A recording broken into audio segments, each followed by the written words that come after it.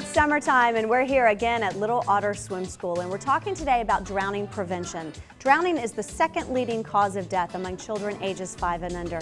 You know, in the time it takes you to run inside and answer a telephone call, a child could drown. In fact, 75% of children who drown have been out of sight less than 5 minutes. I'm here now with John Kirk, the owner of Little Otter Swim School, and a big part of what you guys do here is drowning prevention. It sure is. I mean, swimming's a lot of fun, but when you get right down to it, what we're really trying to do is keep kids safe and keep them safer around the water.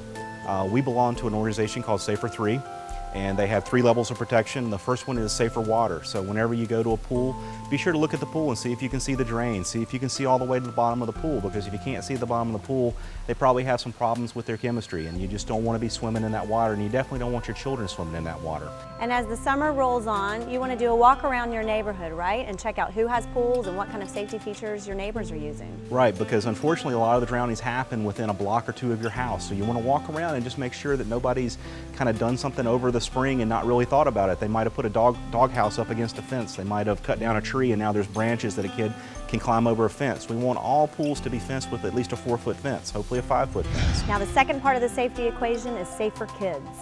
Yeah, and one thing we really try to do with the kids is try to give them confidence in a variety of situations. One thing we'll do at the swim school a couple times a year is we'll let the kids come in and let them jump in with their clothes on, because sometimes a kid, they've got their little suit on and they've got their teacher in front of them and they're wearing their pink goggles and they're great, but then they fall in the creek with playing with their little buddies and they panic, and panic's the worst thing that can happen in the water. So something you can do is just kind of expose your kid to a number of different situations while you got them safe. Another thing we do is we like life jackets rather than floaties. Life jacket is something that a kid has to work at to get off. Floaties, they can just slip off real easily and jump in and you think they're safe, and in reality they don't have anything on.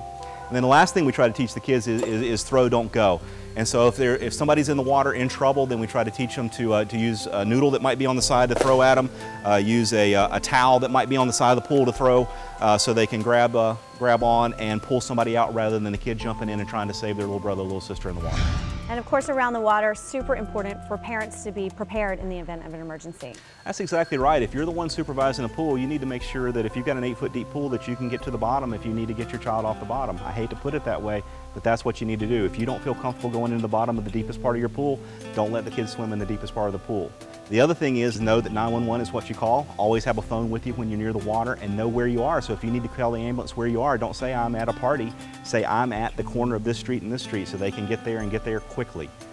Last thing we want to do is we have a water watcher tag that we give some of our parents, and this just means that we have a physical thing that you put on. So if everybody's standing around the pool and you got 10 adults, everybody thinks somebody else is watching the kids. So you might have 10 adults and nobody's actually paying attention to the kids. So if somebody's wearing this and they go inside to get another pitcher of lemonade, they can take this off, hand it to somebody and go, okay, now you're in charge of making sure the kids are safe. I love this idea, and this is something parents could even make at home. Sure. Today.